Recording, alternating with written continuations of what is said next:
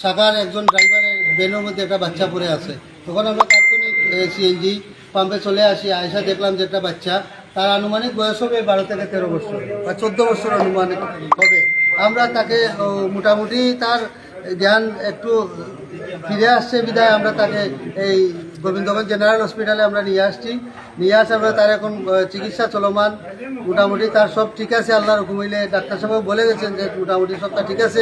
যদি তার কোনো গার্জিয়ান তাকে চিনে থাকেন তাইলে এই গোবিন্দগঞ্জ জেনারেল হসপিটালে আসতে পারেন, কোনো অসুবিধা নাই। মোটামুটি তার জ্ঞান আছে বলে ডাক্তার সাহেব আশ্বস্ত দিয়েছেন এবং তার চিকিৎসা চলতেছে।